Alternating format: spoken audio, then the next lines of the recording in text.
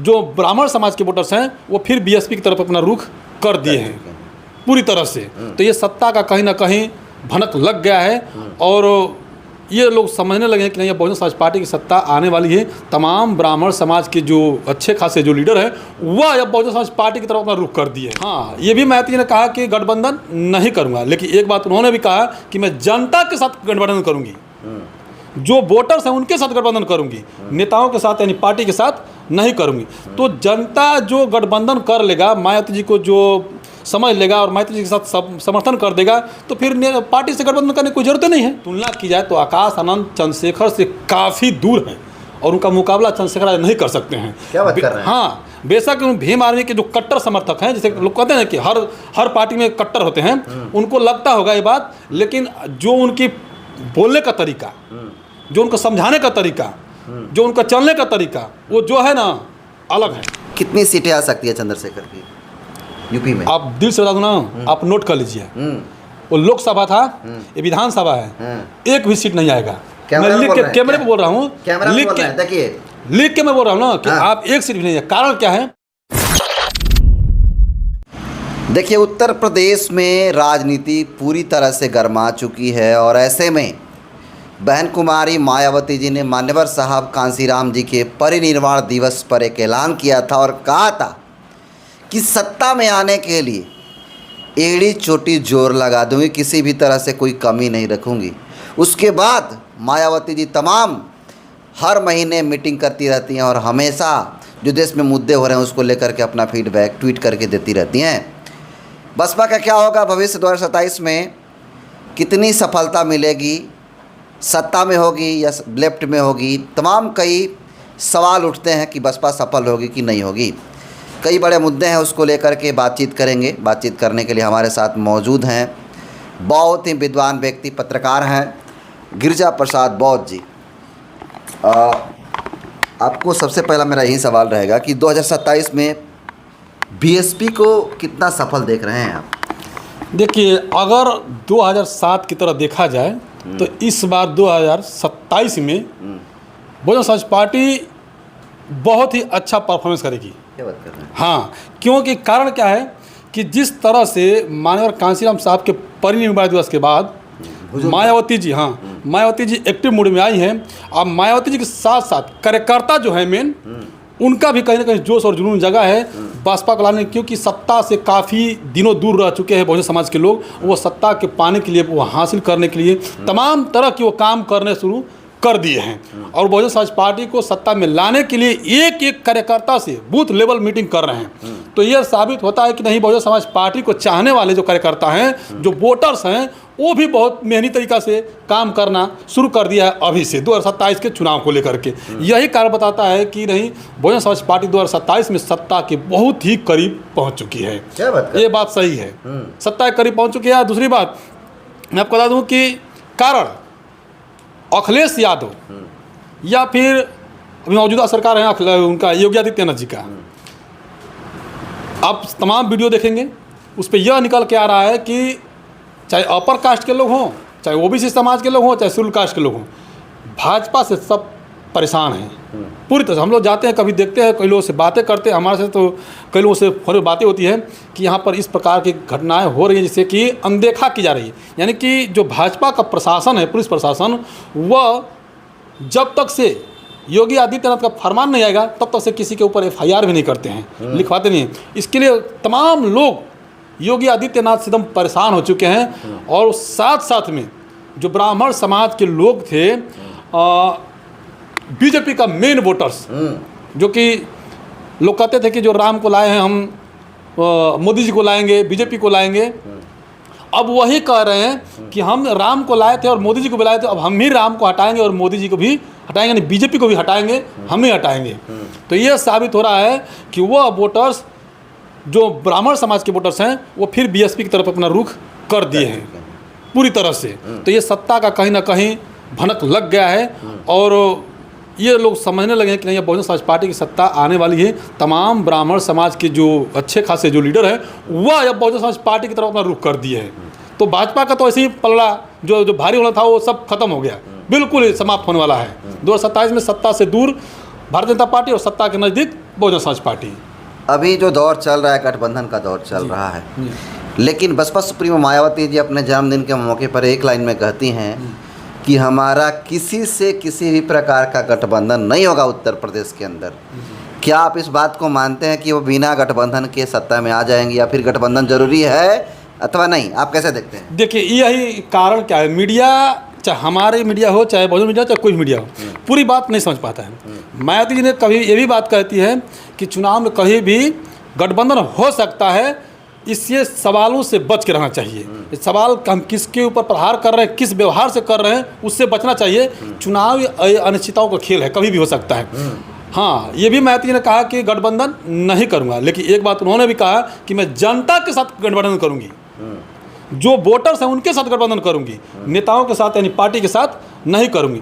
तो जनता जो गठबंधन कर लेगा, मायावती जी को जो समझ लेगा और मायावती जी के साथ समर्थन कर देगा, तो फिर पार्टी से गठबंधन करने की कोई जरूरत नहीं है। और वो साफ साफ कह कि 26 सीट हम लेंगे, 443 पर तैयारी चल रही है, 226 सीट हमारी है। तो वो सही बात कर रही है, क्योंकि अब देखिए मैंने पहले कहा कि ब्राह्मण समाज के लोग आ गए हैं, करणी सेना के लोग भी अब जो समर्थन कर रहे हैं कि बहुजन समाज पार्टी को ही वोट देंगे, और जो अपर कास्ट के और लोग भी हैं, ओबीसी समाज के तमाम नेता जो है कि जो संपर्क में है मायावती जी का, वो भी जो बीजेपी में है या फिर समाजवादी पार्टी में, वो संपर्क में है। कई सारे नेता बहुजन समाज पार्टी में ज्वाइन भी कर लिए हैं। तो यह दिखा रहा है कि नहीं, फिर वापस मायावती जी की सरकार बनने जा रही है, जिसको लेकर के वो लोग फिर वापसी कर रहे हैं बहुजन समाज पार्टी में, ये तय है। तो आप इस पे ये नहीं कह सकते कि क्या उसका दुर्दशा है, नहीं। गठबंधन करना चाहिए न था, ये बताइए। देखिए गठबंधन अभी जो हालात चल रहा है, नहीं भी करेगी बहुजन समाज पार्टी तो भी सत्ता के करीब होती हुई नजर आ रही है। नहीं भी करेगी तो कैसे? क्योंकि क्योंकि उसके पास जनता का समर्थन मिल रहा है। देखिए मैंने पहले भी कहा कि पार्टी नहीं, जनता का समर्थन, जनता का गठबंधन करेगी वो। और जनता गठबंधन बता दिया कि करणी सेना जो राजपूत समाज से हैं वो लोग भी दे रहे हैं, ब्राह्मण समाज से वो लोग भी दे रहे हैं, ओबीसी समाज से वो भी लोग दे रहे हैं, शेड्यूल कास्ट के दो लोग दे ही रहे हैं। जो अब वो कहना नहीं चाहिए, लेकिन फिर भी आज़ाद समाज पार्टी के जो कार्यकर्ता हैं, जो भीम आर्मी कार्यकर्ता हैं, वो भी बहुजन समाज पार्टी को समर्थन कर रहे हैं। बहुत बड़ी बात कह रहे हैं। वो भी कर रहे हैं ना, जान रहे हैं कि आज़ाद समाज पार्टी की सरकार तो बनेगा नहीं। तो जितने भी वोटर्स हैं 2027 में देख रहे हैं कि नहीं, सभी लोग जब समर्थन कर रहे हैं बहन जी को, तो हम भी समर्थन करेंगे बहन जी को। ये बात निकल कर अगला सवाल जी, जिस प्रकार से आकाश आनंद ने 2024 के लोकसभा चुनाव के दौरान जो उनका भाषण था, जो तेवर था, क्या वो तेवर आकाश आनंद का 2027 में देखने के लिए मिलेगा? बहुत जल्द मिलेगा। अभी देखिए कुशीनगर में उन्होंने कार्यक्रम किया था और उसी अंदाज में भारतीय जनता पार्टी को घेरने का काम किया, जो 5 किलो राशन को लेकर के, 80 करोड़ लोगों को लेकर के उन्होंने फिर एक बार दोबारा प्रहार किया। और यही अंदाज जो है कि सभी जो बहुजन समाज के युवा थे उनको भा गया कि नहीं, जो मायावती जी ने निकाली थी उनको कि परिपक्व हो जाएंगे, उसके बाद वाकई में वो परिपक्व हो गए हैं और आ गए दोबारा, फिर ज़बरदस्त तरीके से एंट्री हो रही है। और ज़बरदस्त तरीका वही तेवर, वही अंदाज में वो अपना भाषण भी दे रहे हैं, लोगों को समझा भी रहे हैं कि नहीं, हमारे बहुजन समाज के लोग कैसे सत्ता में काबिज होंगे, पूरी घूम बता रहे हैं वो लोग। क्या आकाश आनंद चंद्रशेखर रावण का जगह ले पाएंगे युवाओं में? सर देखिए, आकाश आनंद में और चंद्रशेखर रावण में हम बहुजन समाज से हैं, तमाम लोग देखते हैं वीडियो, भीम आर्मी के लोग तमाम लोग देखते हैं। अगर तुलना की जाए तो आकाश आनंद चंद्रशेखर से काफ़ी दूर है और उनका मुकाबला चंद्रशेखर नहीं कर सकते हैं। क्या बात कर रहे हैं? हाँ, बेशक भीम आर्मी के जो कट्टर समर्थक हैं, जैसे लोग कहते हैं कि हर पार्टी में कट्टर होते हैं, उनको लगता होगा ये बात, लेकिन जो उनकी बोलने का तरीका, जो उनका समझाने का तरीका, जो उनका चलने का तरीका, वो जो है ना अलग है। और चंद्रशेखर का क्या, देखिए मैं आपसे बता रहा हूँ कि समर्थक थोड़ा हो सकता है भड़केंगे, लेकिन मैं रियल बता रहा हूँ कि चंद्रशेखर जहाँ भी गए हैं, जहाँ भी हुड़दंग हुआ है, जहाँ भी लोग जेल में गए उनके ऊपर FIR हुआ है, वो लोग समझ नहीं पाते कि युवा हैं, जोश है, जुनून है, और जुनून में, जोश में वो अपने आप को, अपना आपा खो देते हैं और से जेल के सलाखों के पीछे चलते हैं। उनकी पूरी भविष्य खराब होता है। जबकि बहुजन समाज पार्टी का नियत यह है कि हमारे समाज के जितने भी लोग हैं उनके ऊपर एक भी FIR नहीं होना चाहिए। और हुड़दंग के कहीं भी BSP का आप देखिए कार्यक्रम में कहीं भी हुड़दंग नहीं होता। अब एक वीडियो वायरल हुआ था चंद्रशेखर का, चल रहे हैं, भाग रहे हैं, दौड़ रहे हैं और रील बना रहे हैं, मेरठ का भागते हुए जा रहे हैं, रील बना रहे हैं, ठीक। पुलिस प्रशासन बोल रहा है कि चलो तुम दौड़ो, वो वीडियो वायरल हो रहा है। तो सोचिए कि पुलिस प्रशासन सहयोग कर रहा है कि तुम भागो, अब मैं वीडियो बनाऊंगा। जिस अभी वीडियो की बात कर रहे हैं आप जी, उस समय तमाम जब वो वीडियो वायरल हुआ था तो लोग कह रहे थे कि आकाश आनंद क्यों नहीं सड़कों पे उतर रहे हैं, चंद्रशेखर ही क्यों उतर रहा है? अच्छा ये तो ये अपने एक सवाल मैं आपसे कर रहा हूँ कि अगर कोई व्यक्ति है, अगर उतरता है सड़क पे, अगर एक व्यक्ति के उतरने से अगर कितने लोगों की जिंदगियाँ बर्बाद हो जाती हैं, तो ऐसा क्यों उतरेंगे वो?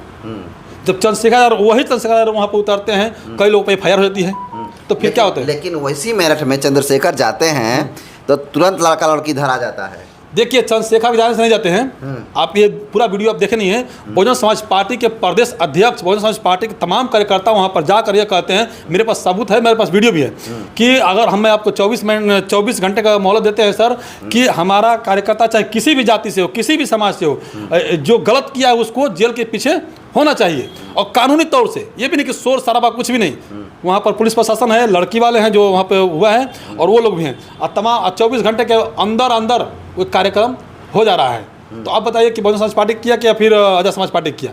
आज़ाद समाज पार्टी के जो मुखिया है चंद्रशेखर आज़ाद रमण जी, वो केवल दिखावा के लिए कैमरा लेकर चलते हैं, वीडियो बनवाते हैं और रील पर वायरल करते हैं, क्योंकि अभी इस समय सोशल मीडिया का दौर चल रहा है, फेसबुक, व्हाट्सअप, ट्विटर चल रहा है, उस पर जितना भी चला दो लोग यही देखें कि हम चंद्रशेखर मेहनत किए, लेकिन दरअसल ये देखा जाए तो रील केवल बना रहे हैं।